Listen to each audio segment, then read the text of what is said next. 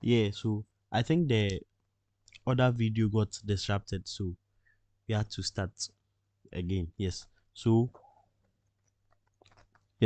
we'll continue from where we left off. So I was about showing you evidence about the landmarks or the places of interest in your community. Yes, so let me open the report. Yes. So yes, so this is the report. So in this person's project, the person included landmarks or places of interest in his community. So his community was Osu. So he included a picture of the Christiansborg Castle, a picture of the Parliament House of Ghana, a picture of the Black Star Square, a picture showing Asumdwe Park, a picture of the Accra Sports Stadium, a picture of the Accra International Conference Center. Yes, so I hope you are getting it. So the person's town was Osu. Yes, so include pictures of places of interest in your community. Like what makes your community your community? What are the notable places in your community? So, for example, if your community is Ayediase, it means that you have notable places like Kwame Nkrumah University of Science and Technology, which is an institution. Do you get it? So when it comes to landmarks, you can have, let's say, historical buildings, let's say monuments and memorials, educational institutions, cultural centers and theaters. You have sports arenas. So for example, if you go to Kumasi around Asafo, you'll find Baba Yara Sports Stadium. Yes, so it's a landmark around that side. Yes, so identify your community and then look at the landmarks that you can actually include in your report. Do you get it? Ah, yes. So maybe in your community there's Melcom in your community. You can include it. Let's say you live in Kaswa. A notable landmark is West Hills Mall. It means you can include something like that in your report. Or we get it. Yes. So that's the first point. Yes. So the next point is Yes. So the next point is that you need to include a graph of the various needs addressed by the people. A graph of the various needs addressed by the people. Yes. So you let me show you evidence and then let me explain. Okay, so look at this. A graph of various needs addressed by the people. So the actual way that you are supposed to do the CNJ report is that you are supposed to go to your community members and then ask questions.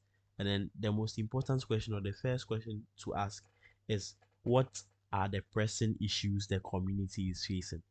You get it? Like what are the pressing issues? So when you ask, let's say community member A will say that, okay, in this community, I think we have a problem with potholes.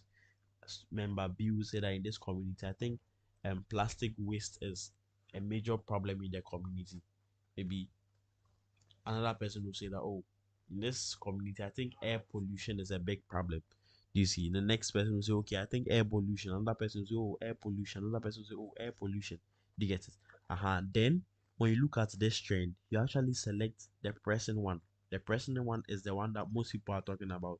So you see, in this case, it means it will be air pollution. You see, and then it means that that is the project that you are supposed to work on as your CNG project. DC. So that's the original format. But I know that a lot of people didn't go about this method. And then they just picked the project topic and then they started working on it. There's not a problem at all. You can just do settings for it. DC. So you can draw something like a bar chart like this, but you have to draw it in such a way that the projects that you have to yeah the project topic that you have picked will become the one with the highest bar. You get it? So for example, if you look at this report, so as for this document, I'll share it to your page, so that to the CNG page, so that you get access to it and then you see how the person did it. Yes. So if you are not part of the CNG page, you can check the description of this video and then you get the link to the CNG page. Yes. So when you look at this person, the person said, okay, when you went in the community, some people, about 20 people, said that, okay, lack of public places of convenience was a problem. Do you get it? 25 people said, oh, poor road maintenance was a problem. Around 22 people said that, oh, air pollution is a problem. 31 said that improper waste management was a problem. You get it? So when you look at this graph, you realize that 31 is the highest number, and hence the person picked improper waste management as his community problem. You get it? So that's the actual format that you're supposed to go about. So look at your project topic and then do it to suit yours. You get it?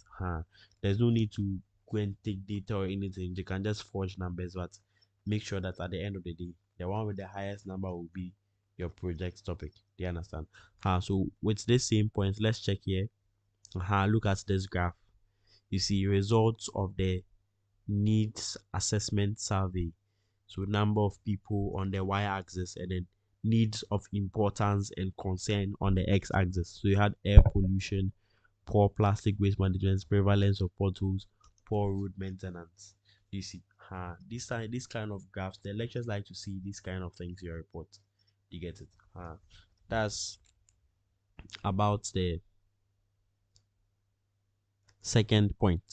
Yes. So the next point I would like to talk about, which is the most important of all the points I have today, is include pictures of yourself and your community members. Include pictures of yourself and your community members.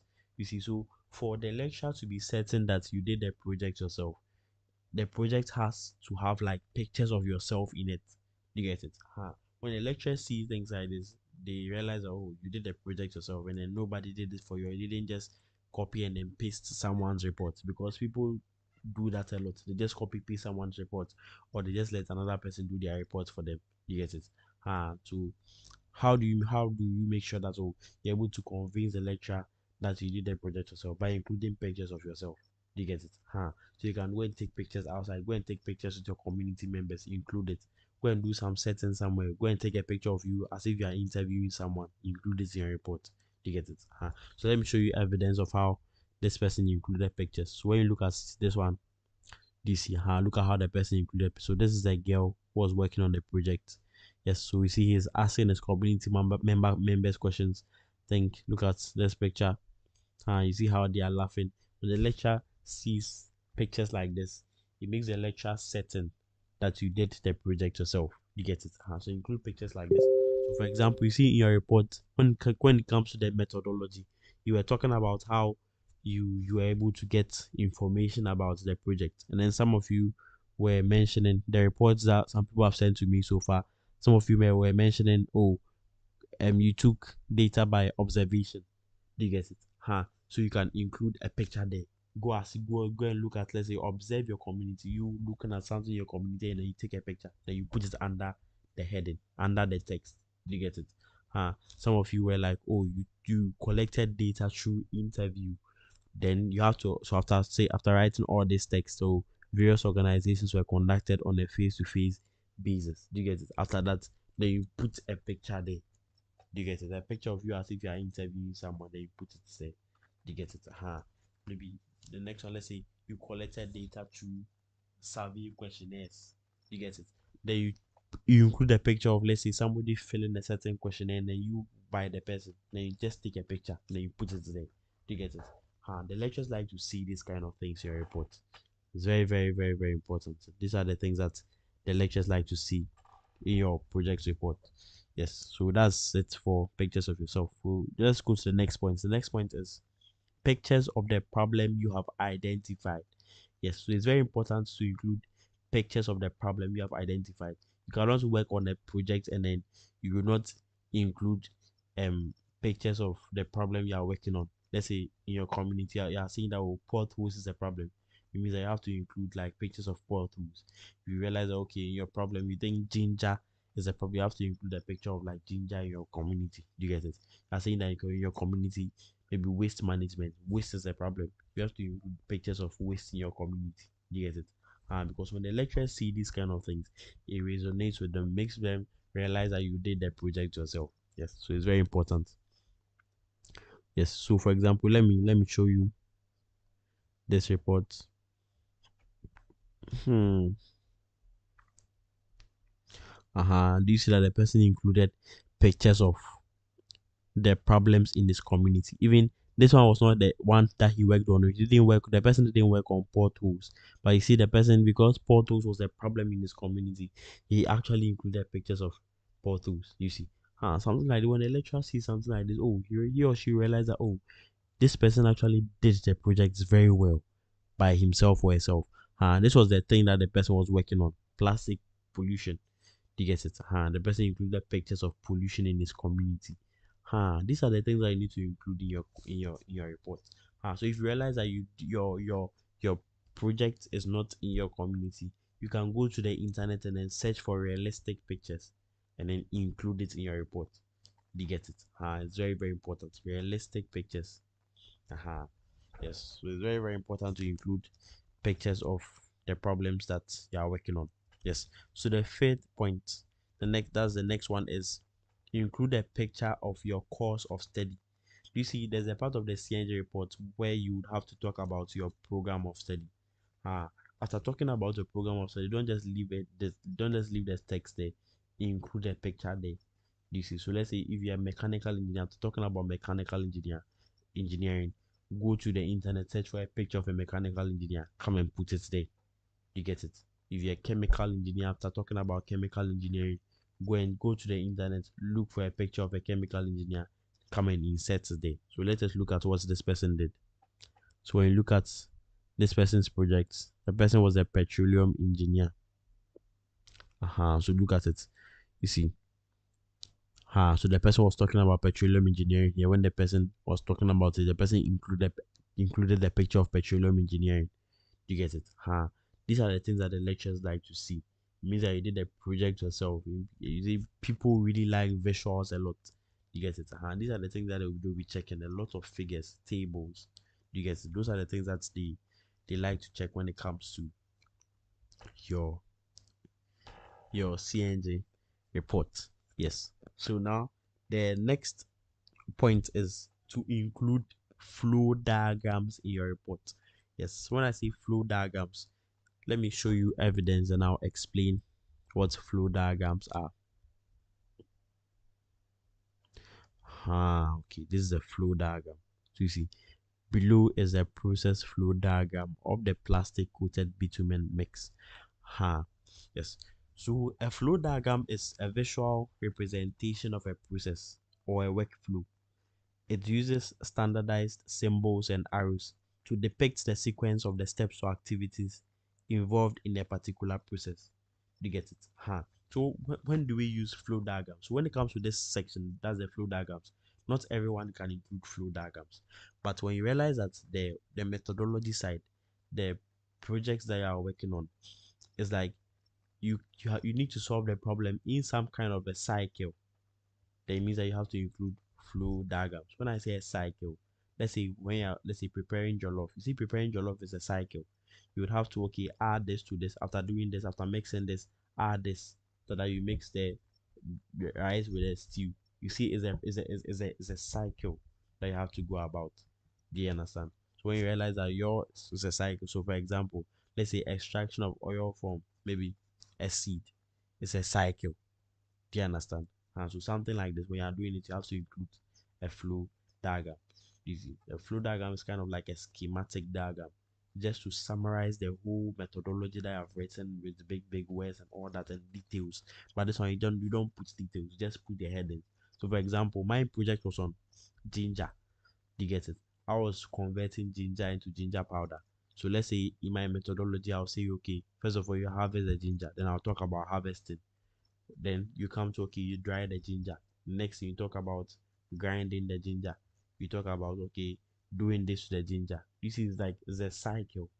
Do you get it? So something like this. When I come to the process flow diagram, I'll just come, one, harvesting.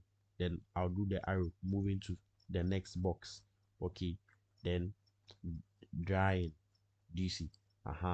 So that when the person takes my report, when the person doesn't have time to read a report, the person doesn't go straight and then go and read methodology, the text, which is harvesting and now nah. The person will just come straight to the process flow diagram or the flow chart. Then the person will just come and check the steps. Do you see? So the process flow diagram is kind of like a summary of the process methodology. Do you get it? So I'll share this document with you so that you understand how to go about the flow diagrams as well. So the next thing I would like to talk about is questionnaires. So it's very important to include questionnaires in your project report, because without data you cannot solve a problem. Do you see?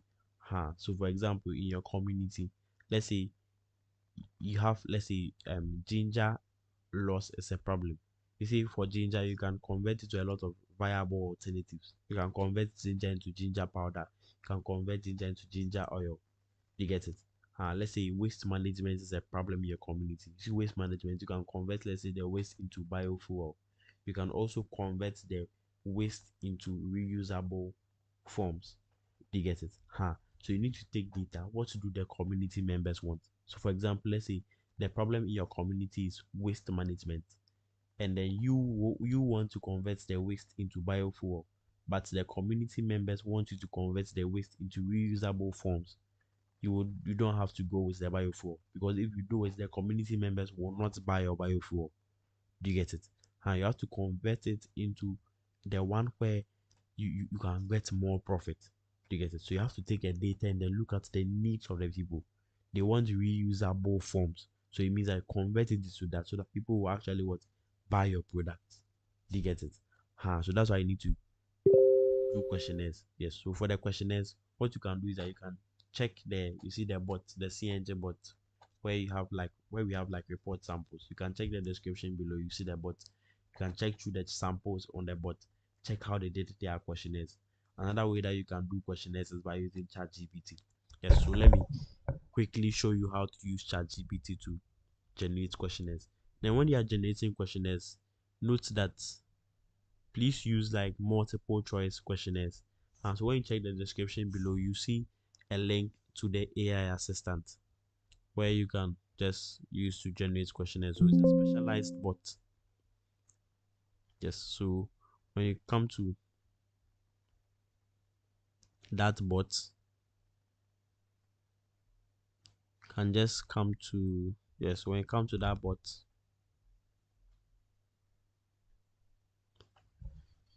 yes, so can just come and type, can you please help me generate multiple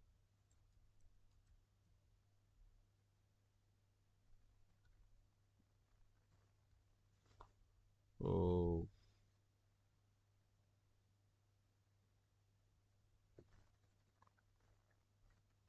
generate multiple choice questionnaires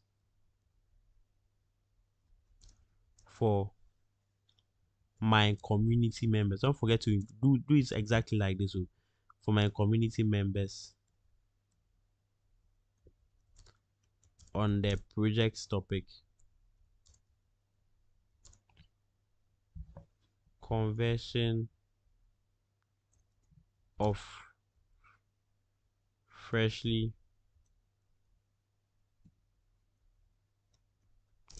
harvested ginger into ginger powder to reduce post harvest losses.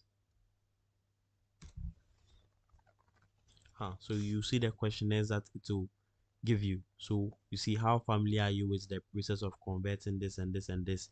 Have you ever used ginger powder as an alternative to fresh ginger? You see, so this question is actually looking at what the people want. The